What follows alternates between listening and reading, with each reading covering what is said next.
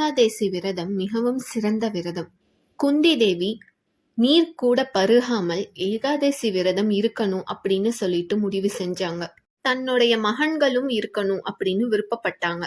ஆனால் பீமனால் இது முடியாதோ அப்படிங்கிற சந்தேகம் அவங்களுக்கு வந்தது. அந்த சமயத்தில் வேதவியாசர் அங்க வராங்க. வேதவியாசர் கிட்ட குந்தி தேவி ஏகாதேசி விரதத்தை பற்றி கேட்டு தெரிஞ்சுக்கிறாங்க. அதுக்கப்புறம் பீமனுடைய சூழ்நிலையை சொல்லி அவனால சாப்பிடாம இருக்கவே முடியாது, எப்படி இந்த ஏகாதேசி விரதம் அனுஷ்டிக்க முடியும் அப்படின்னு சொல்லிட்டு கேக்குறாங்க. அதற்கு வியாச பகவான் சொல்றாரு, முதல்ல அரிசி உணவில் சேர்க்காம இருங்க. அதுக்கப்புறம் கொஞ்சம் கொஞ்சமா பழத்தை மட்டும் சாப்பிட்டு ஏகாதேசி விரதம் இருக்க சொல்லுங்க. அதுவும் பழகுனதுக்கு அப்புறம் கொஞ்ச நாள்ல நீர் ஆகாரங்களை எடுத்துக்க சொல்லுங்க. அதுக்கப்புறம் அதுவும் பழகுனதுக்கு அப்புறம் தண்ணீர் மட்டுமே ஏகாதேசி அன்று குடிக்க சொல்லுங்க.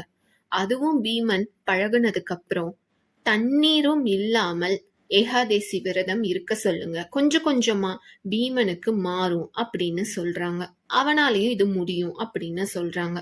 குந்தி தேவியும் சரி அப்படின்னு கேட்டுக்கிறாங்க. அதுக்கப்புறம் இந்த விஷயத்த அவங்க போய் பீமன் கிட்ட சொல்லி, நீ ஏகாதேசி விரதம் இந்த மாதிரி இருக்கணும் அப்படின்னு சொல்றாங்க. அதுக்கப்புறம் ஒவ்வொரு ஏகாதேசி அப்பவும் வேதவியாசர் சொன்ன மாதிரி கொஞ்சம் கொஞ்சமா பழகிட்டு வராரு பீமன். அப்போ ஒரு ஏகாதேசி அப்ப நீர் கூட பருகாமல் இருந்து பார்க்கலாம் அப்படின்னு சொல்லிட்டு பீமனும் அந்த ஏகாதேசி விரதத்தை இருக்கிறாங்க. பீமனும் மனசு வச்சு முழு ஏகாதேசியும் எதுவுமே சாப்பிடாம நீரும் குடிக்காமல் தான் இருக்கிறாங்க. துவாதசி அன்று ஸ்நானம் செய்துவிட்டு எல்லாருமே அவங்களுடைய விரதத்தை முடிச்சுக்கலாம். பீமனுக்கு தோணுது, நம்ம துவாதசி அப்ப ஸ்நானம் செஞ்சு சாப்பிட்றதுக்குள்ள ரொம்ப நேரமாயிடும். அதனால நம்ம இப்ப ஏகாதசியிலேயே குளிச்சு ஸ்நானம் செஞ்சிடலாம்.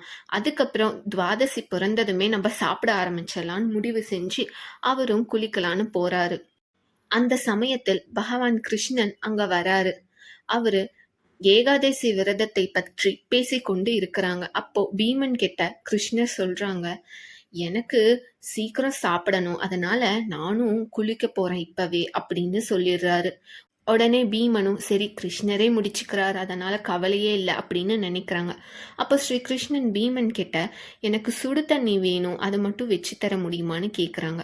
பீமனும் சரின்னு சொல்லிட்டு பானையெல்லாம் எடுத்துட்டு போய் சுடு தண்ணி வைக்க ஆரம்பிக்கிறாங்க. ரொம்ப நேரம் ஆகுது, தண்ணீர் கொதிக்கவே இல்லை. கொதிச்சாலும் அதில் கொஞ்சம் கூட வெப்பமே இல்லை.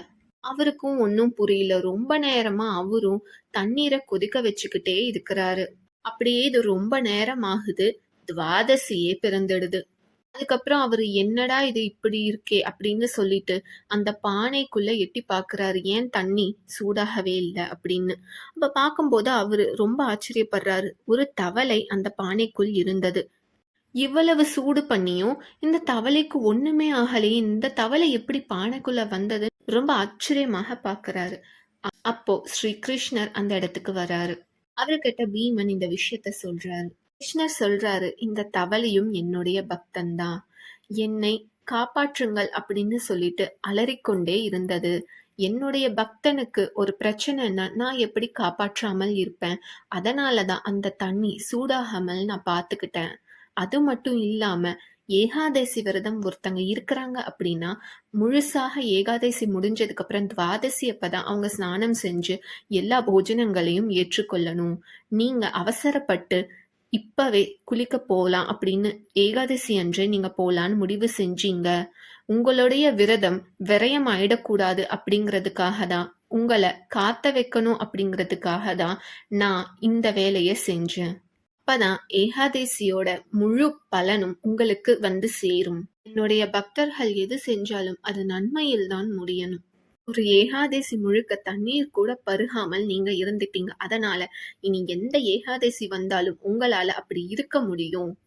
என்னுடைய பக்தர்கள் நல் வழியில் போவதற்காக நான் என்ன வேணாலும் செய்வேன் அப்படின்னு பகவான் கிருஷ்ணர் சொல்றாரு. தன்னுடைய தவளை பக்தனையும் காப்பாற்றினாரு. அதே போல தன்னுடைய பக்தனான பீமனையும் நல் வழியில் கொண்டு சென்றார். நன்றி, வணக்கம்.